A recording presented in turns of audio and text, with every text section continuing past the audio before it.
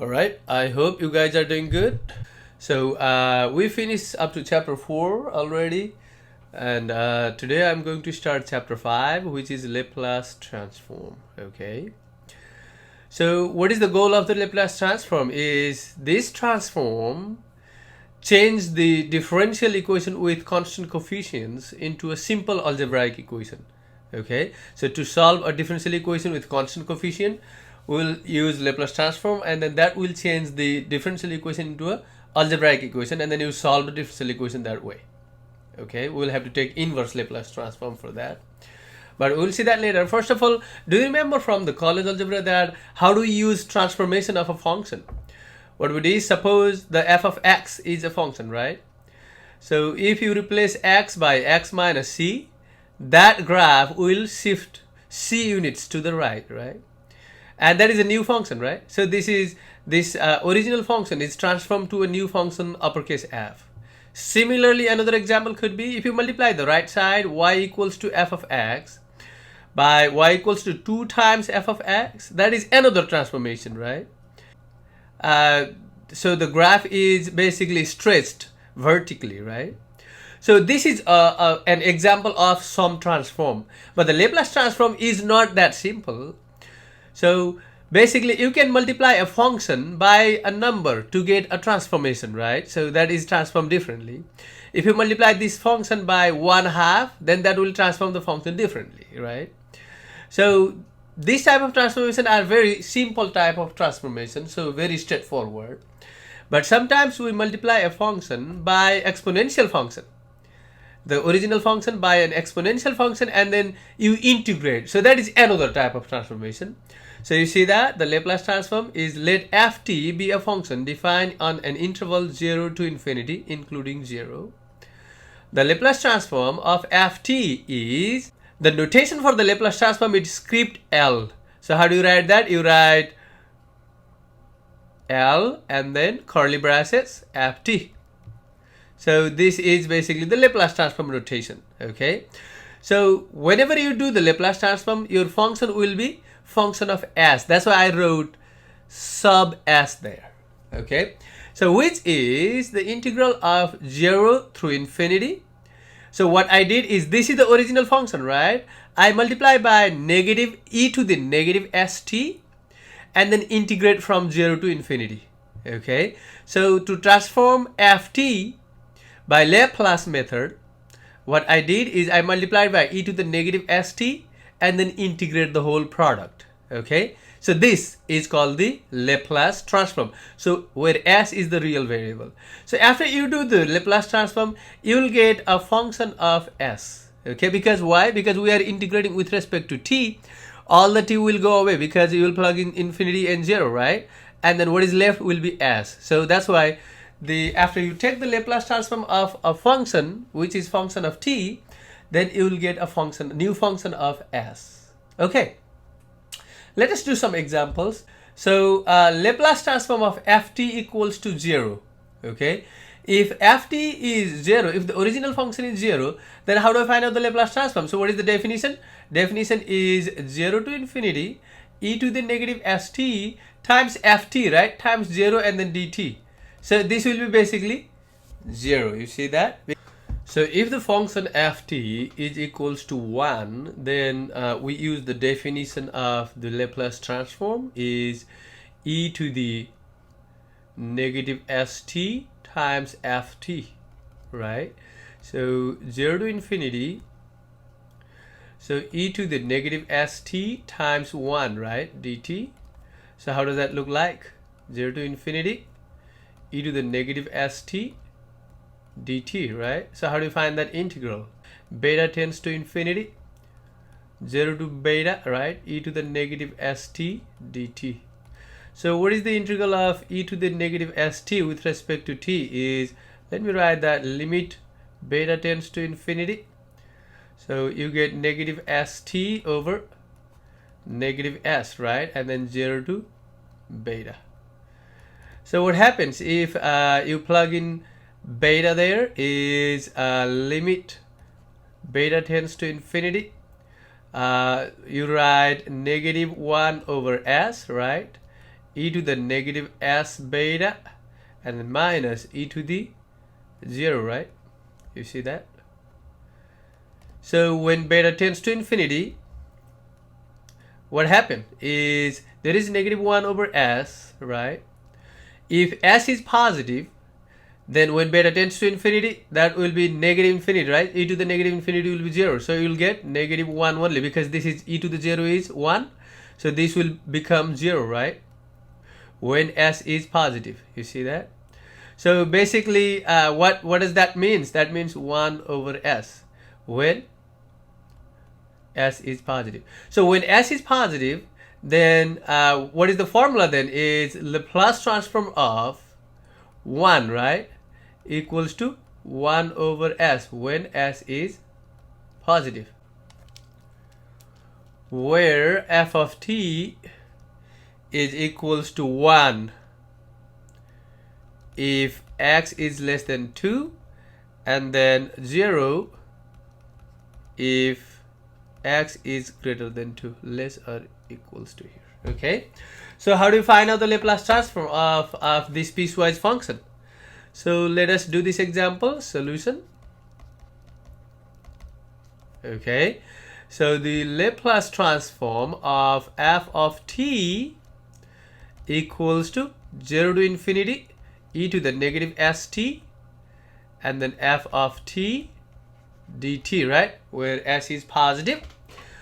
So here you can break this integral into two integrals. What you can do, because for x is less than 2, it is 1, right? So we will break from 0 to 2 e to the negative st f of t dt, right? And then plus 2 through infinity e to the negative st f of t dt. You see that? So what is the value of this ft here between 2 to infinity? This is 0, right? And what is the value of this ft? This is basically 1. You see that? Because for any x less than 2, it is 1. So what I'm going to do next is 0 to 2 e to the negative st and then 1 dt, right? So that's just dt plus, this is basically 0, so the integral of 0 is basically the 0. You see that? So what you get is 0 to 2 e to the negative st dt.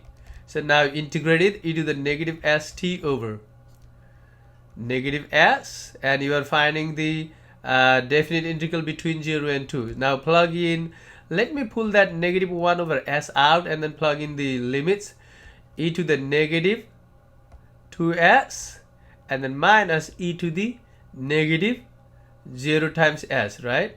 So what do you get? Basically you get 1 over s, right? I'm just distributing this negative sign inside because this is 1, right? So negative times negative will be positive 1 minus e to the negative 2s. So this is another example of the Laplace transform. We are assuming that s is positive here. Okay, s is positive. So we take the next example. It says find the Laplace transform of the function f of t when ft equals to t and t is positive or 0, right? So what is the definition of the Laplace transform then? So Laplace transform of ft equals to integral from 0 to infinity e to the negative st times f of t dt, correct? So now plug in the value of ft. So this is 0 to infinity e to the negative st and then times t dt, right? You see that to find out this integral, you need to use the integration by parts, right? So what I'm going to do is I'm going to show you how to use the integration by parts here. So on the integration by parts, what you do is you take u and then dv, right? So u is t and dv is negative e to the negative st. Now what you do, you find out the derivative of u and then the antiderivative of the dv, right? So what is the derivative of u is, derivative of t is 1, right? What is the antiderivative of e to the negative st is e to the negative st over negative s. Next, derivative of 1 is 0 Antiderivative of this is again e to the negative st over negative s times negative s. That will be positive s squared. Before I plug in the value of this integral, let me write this the infinity as the limit form. So you do limit, okay, and then beta tends to infinity. What I'm going to do is writing 0 to beta. You write e to the negative st times the t dt. See that? Now what you do is equals to limit beta tends to infinity. Now plug in that integral, right? The value of the integration by parts. So t times that is, you can write t e to the negative st over negative s. Let me write that negative sign here, s, and then minus, because this product is negative multiplication, right? Minus 1 times that is e to the negative st over s square. Close that, and then the limits are 0 to beta. So let me simplify a little further, and then we will plug in the limit there. So how I want to do is, because this has a negative sign, this has negative sign, I'm taking that negative sign outside, okay? Since this e to the negative st, I want to move this to the denominator. So I would write t over s e to the s times e to the st, right? And then plus, because I took that negative sign out already. So I would write 1 over s squared times e to the st, 0 to beta. Now you plug in that limit, what do you get? You get limit beta tends to infinity, minus is there, negative sign is there. Now plug in beta for all of those, and then we'll do minus and then plug in 0, okay? So you write beta over s e to the beta s, you see that, plus 1 over s squared times e to the s beta. I plugged in beta to all the t here, and then do minus, plug in 0, you get 0 over s times e to the 0, because s times 0 will be 0, and then minus, because you'll plug in the upper limit for each of those, and then do minus, plug in the lower limit, right? So both of them will have negative sign when you plug in 0. 1 over s squared times e to the 0 again. You see that? Now let us plug in the limit there. What do you get on the first? Should be careful here, okay? When you plug in beta tends to infinity here, when the beta is really big, which one goes to infinity faster? Which one grows faster? So if you take beta equals to 1000 or 10,000 or million or billion like that, then the denominator, this beta is in the exponent, right? So this goes faster. This grows faster than this value when you increase the value of beta, right? So basically this ratio, that goes to 0, right? Because the denominator will be way bigger than the numerator when you take the bigger values. So this goes to 0. This one, when beta is infinity, the s squared is a finite quantity. So s squared times e to the infinity. Even if s squared is whatever value you get, this value will be really big, because s is positive, okay? This value is really big. So 1 over a big quantity will be 0 as well. So this is 0 over s times e to, this is 1, right? So this is also 0. 0 over s. Now what happened here is, this is 1, right? Again, this is 1. So 1 over s squared, negative sign, but there is another negative sign. So what you get is 1 over s squared positive. That's what you get. So what do we learn so far is, so let me collect what we learned so far. So we learned the Laplace transform of 0 is 0. The Laplace transform of 1 is 1 over s. And the Laplace transform of t is 1 over s squared. That's what we learned so far, right? We'll do more examples in the next video.